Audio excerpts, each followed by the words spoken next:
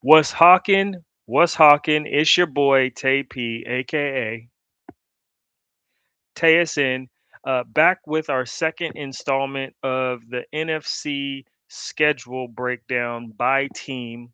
This is episode 2. Shout out to everyone who has already tapped in to episode 1, where we're ranking all NFL teams based on their schedule and its importance to our defending champion, Seattle Seahawks. Just to quickly recap, the teams in episode 1, none of them face the Seahawks this upcoming season, nor do they face any NFC West opponent. So they literally could go 17 and 0. They literally could go 0 and 17. It wouldn't have a single impact, or very low impact, I should say.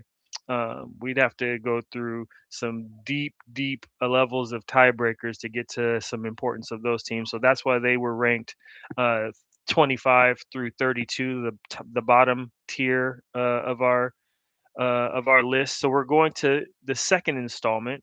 In episode 2, we will showcase 12 teams, and each one of these 12 teams face at least one NFC West opponent, including our Seahawks.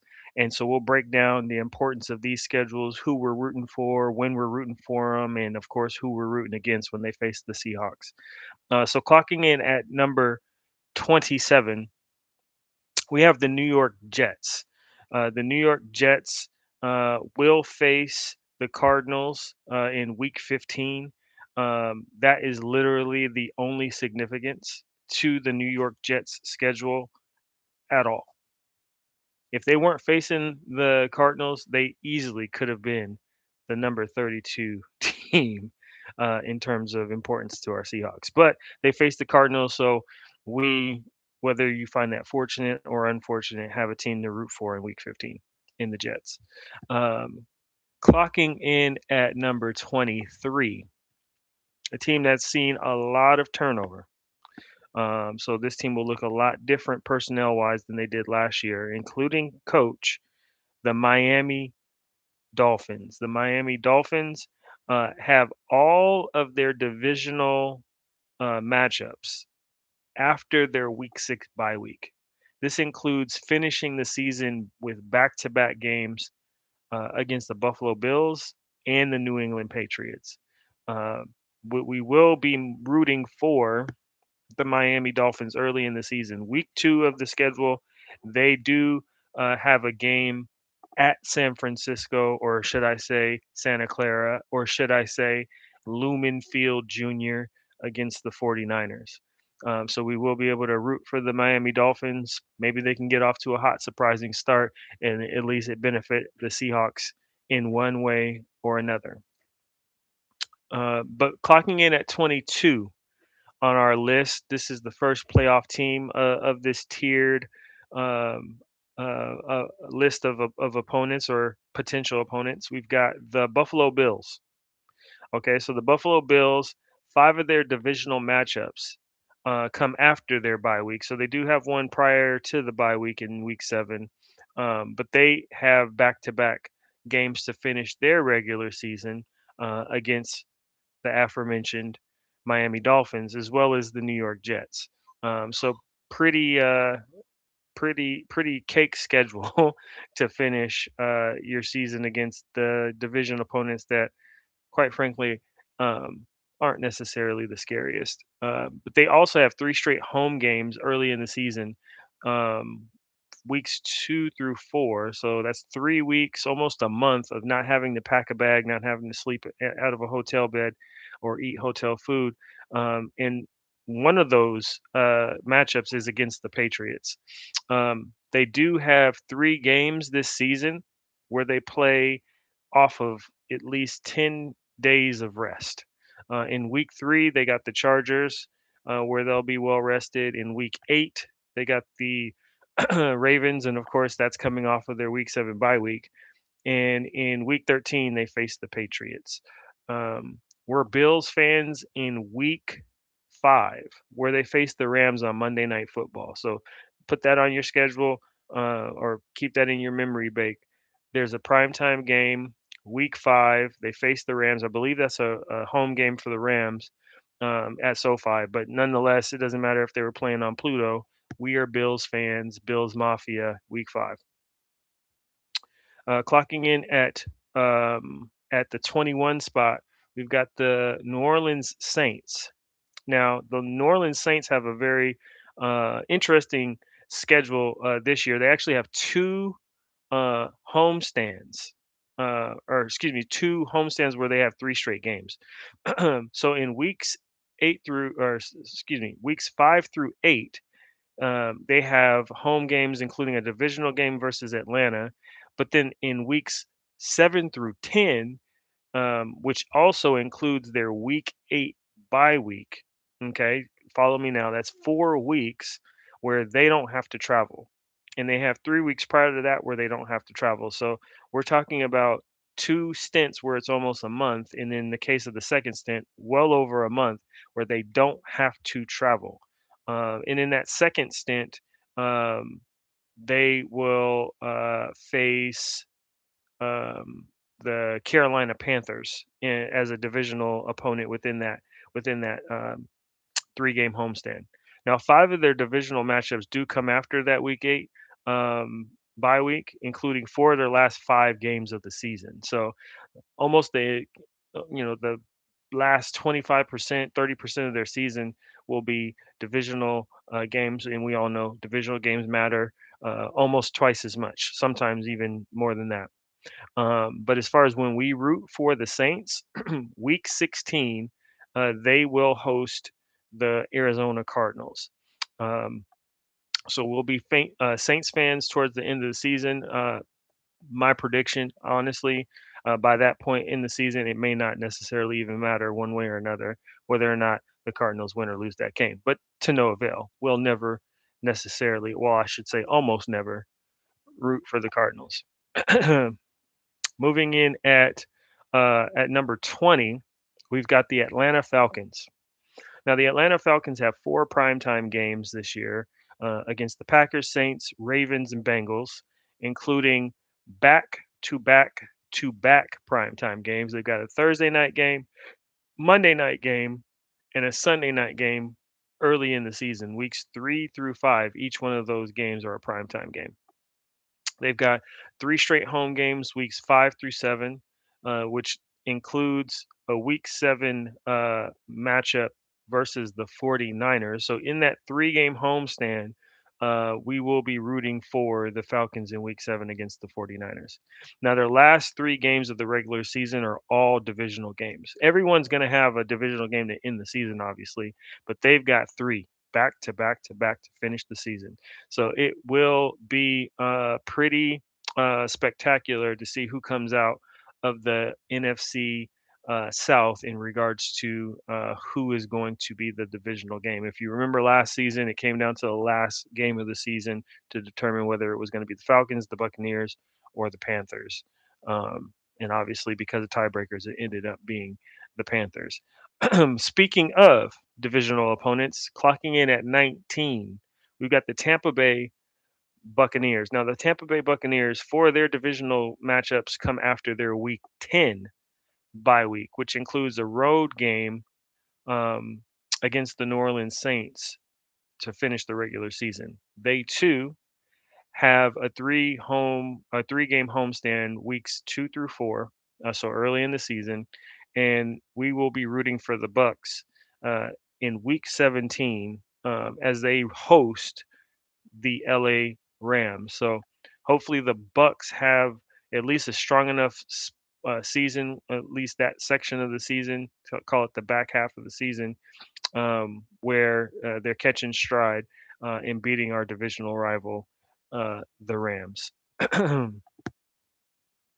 At 18, we've got the Detroit Lions. The Detroit Lions will face all of their divisional opponents after week 6, which includes back to back home games versus the Packers and the Vikings immediately after their bye week. And they also have back to back road games against the Bears and the Packers to finish the regular season. So they're going to get their divisional matchups all after the bye week, after they've been well rested. We'll see whether or not um, or how much injury will play a factor. It obviously played a huge factor in previous seasons for the Lions, but having those back-to-back matchups that are divisional just stacks the deck even the more. Now they do have six primetime games this season. They face the Bills, the Panthers, the Patriots, Bears, Vikings, and the Giants. And one of those includes the Germany game, the international game in Germany against the Patriots. Something that is in their favor, they have three games where they're playing off of at least 10 days worth of rest. Early in the season, week three, they'll have a lot of rest against the Jets. Not that they'll need it. In week 14, um, they'll have the Packers, and in week 13, I don't know why that's not in chronological order, but they have at least 10 days of rest against the Falcons. We will be personally rooting against, or rooting for rather, the Lions in week 5 because they face the Cardinals.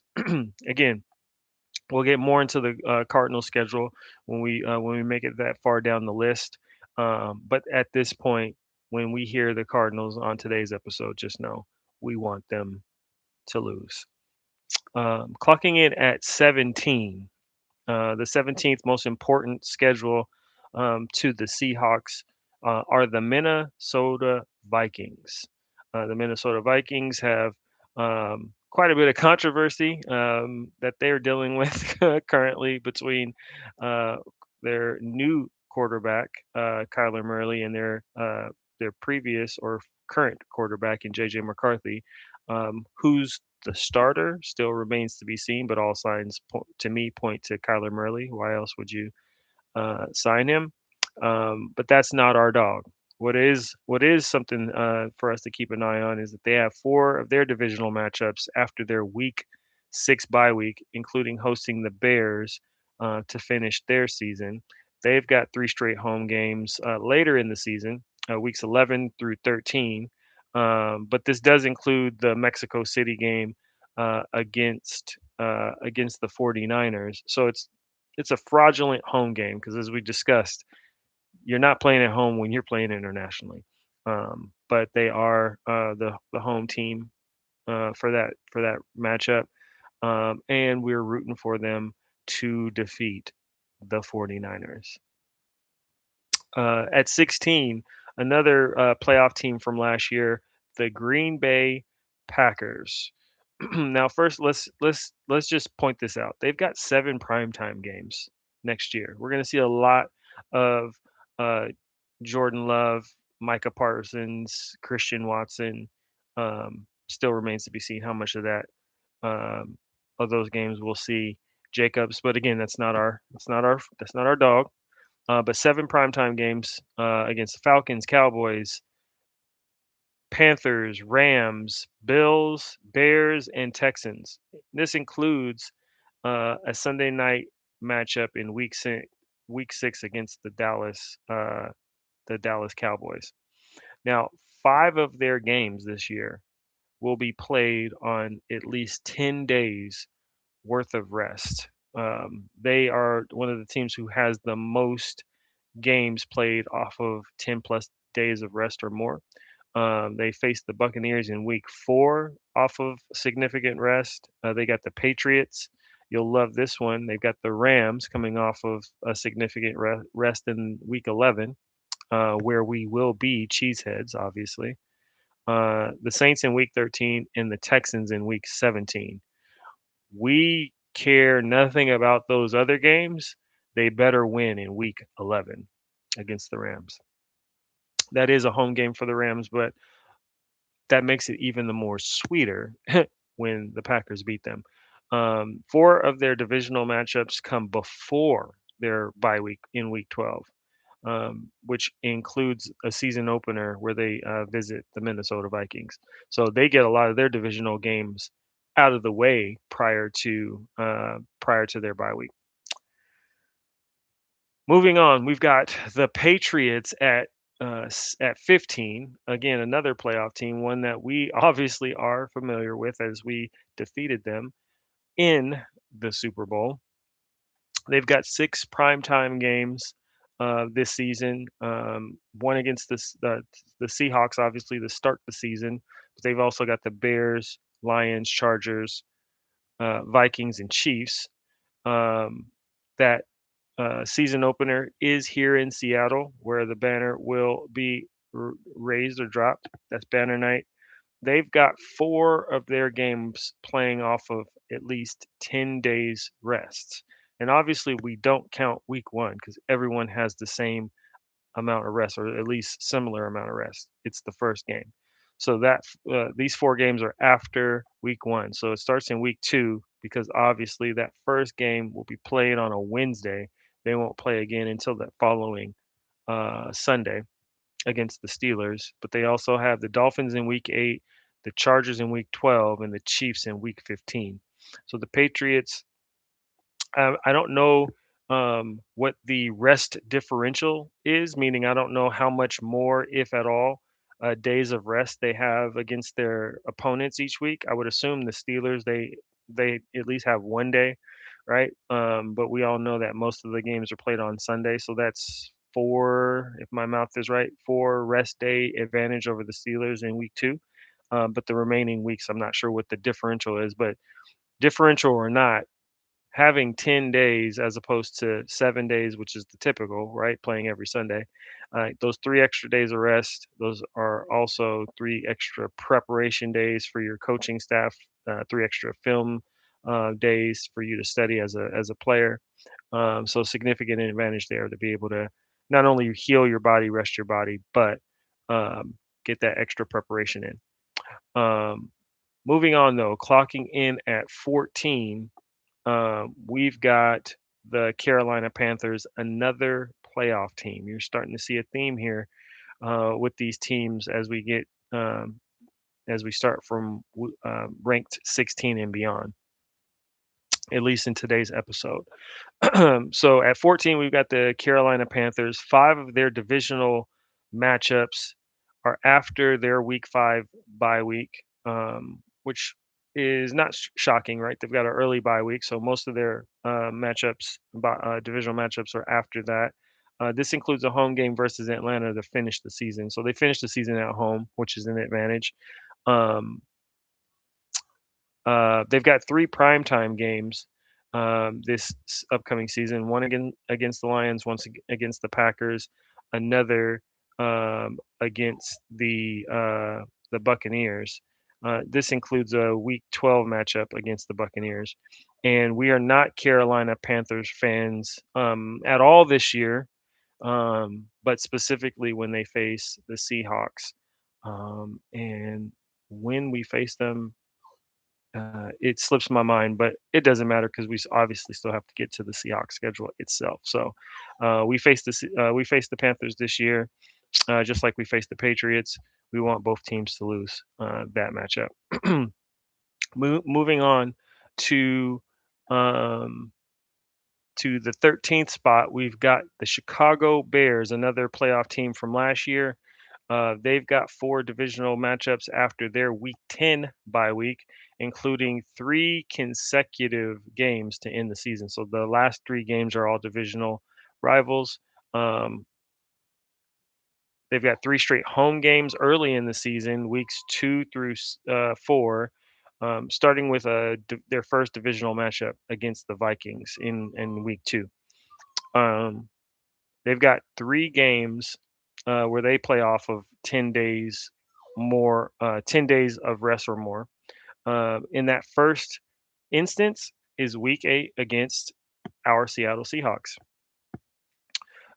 They also have that advantage in week 11 against the Saints and week 13 against the Jaguars. So in week 8, and that's a Monday night football game.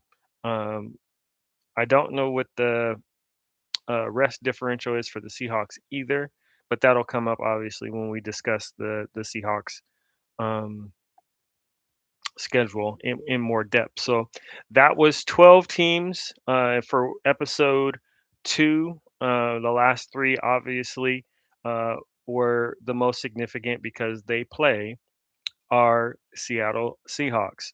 And that should be the theme going forward when we go through episodes 3 and beyond. So again, every team has some significance to our team, even the ones that don't face us or do not face any of our divisional rivals. Those teams, obviously, in episode 1, their significance to our schedule is just less on the lower on the totem pole.